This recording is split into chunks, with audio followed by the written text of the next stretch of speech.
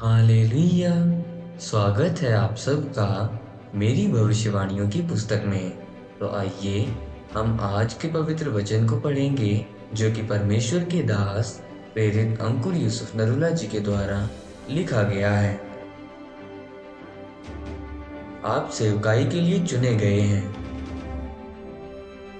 जैसा कि मत्ती की पुस्तक अध्याय 28 उसकी 7 आयत में लिखा है, और शीघ्र जाकर उसके चेलों से कहो कि वो मृतकों में से जी उठा है और वो तुमसे पहले गलील को जाता है, तुम वहां उसका दर्शन पाओगे। देखो, मैंने तुमसे कह दिया। मेरे प्रियो, पहले समय में औरतों की गवाही को मानने नहीं दिया जाता था। उनका कोई दर्जा नहीं था। उन्हें भवन के अंदर आंगनों में जाने नहीं दिया जाता था। बाइबल में लिखा है, यीशु मसीह ने इसीलिए जन्म लिया कि हव्वा के श्राप को तोड़ सके। स्वर्गदूत ने जब मरियम और मरियम मगदलीनी और चेलों को सुसमाचार सुनाने के लिए भेजा, तो दूत जानता था कि यीशु मसीह के जी उठने के बाद वो श्राप टूट चुका है। पौलुस ने कहा, मसीह में न नर न नारी और न दास न दासी, अब तुम सब एक समान हो। जिस औरत की गवाही को लोग नहीं लेते थे, जब स्वर्ग ने उस श्राप को खत्म किया और जब उन्हें कहा जाओ और गवाही देकर आओ, सबसे पहले जी उठने का समाचार सुनाने वाली औरत थी। तो आप एक औरत को कलीसिया के काम से अलग नहीं कर सकते हैं।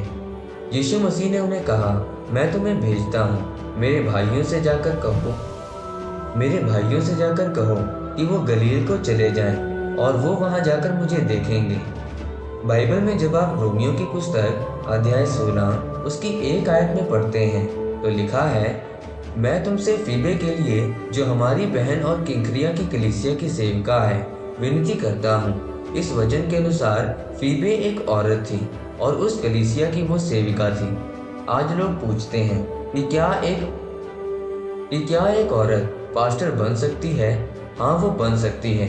वो कहते हैं एक औरत सिर्फ सुसमाचारक हो सकती है, एक पास्टर नहीं हो सकती। लेकिन अगर आप पौलुस की पत्रियों को पढ़ें, तो पौलुस की बहुत सी कलीसियाओं को चलाने वाली औरतें थीं। मेरे प्रियो, बाइबल में जब आप यूनियास के बारे में पढ़ते हैं, तो यूनियास को एक महिला प्रेरित भी कहा जाता है। अब आप सोचते होंगे कि क्या एक महिला प्रेरित हो सकती है? हाँ, हो सकती है। प्रेरित को यूनानी भाषा में अपोस्टलोस कहा गया है, जिसका मतलब है वो जिसको भेजा गया है, और मरियम को सबसे पहले भेजा गया था। यीशु मसीह ने 12 प्रेरितों में औरत को क्यों नहीं चुना? क्योंकि अगर यीशु 2 औरतों को चुनते और वो 10 चेले 2 औरतों के साथ पहाड़ों या जंगलों में जाते, तो फिर लोग उसे स्वीकार नहीं करते। परमेश्वर ने अगर आपको प्रेरित के रूप में भेजा है, तो आप एक पुरुष या औरत भी हो सकते हैं। आप सब कुछ कर सकते हैं। आप प्रचार, चंगाई, छुटकारे, चमत्कार में आगे बढ़ सकते हैं। आज शैतान औरतों को पकड़ रहा है, उन्हें व्यभिचार और पाप में लेकर जा रहा है, जिसके कारण शैतान परमेश्वर की 50% सेना को खराब कर रहा है। लेकिन अंत के दिनों में परमेश्वर की योजना ये है कि वो औरतों को पवित्रताई में लेकर जाएं और उन्हें इस्तेमाल करें। आज मेरी पत्नी भी परमेश्वर की सेवा करती है।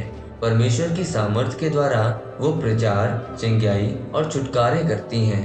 परमेश्वर उसे अद्भुत रीति से इस्तेमाल कर रहा है। आज बहुत से लोगों के काम उनके दर्शन के साथ नहीं मिलते हैं, जिसके कारण वो परमेश्वर के कामों के लिए इस्तेमाल नहीं हो पाते।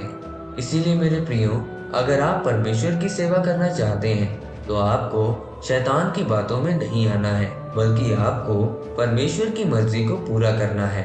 तब परमेश्वर आपको आशीषित करेगा। आमीन। आइए इस घोषणा को आप मेरे साथ एक मन होकर ग्रहण करें। सर्वशक्तिमान परमेश्वर के नाम से मैं घोषणा करता हूँ कि जितने लोगों और औरतों ने इन वचनों को पढ़ा या सुना है, वो अपने जीवन में परमेश्वर की सेवा करने का फैसला लें और बिना डरे आगे बढ़ें। प्रभु यीशु मसीह के नाम में आमीन। परमेश्वर आप सबको आज के वचन के ऊपर मनन करने के द्वारा आशीषित करें। आमीन।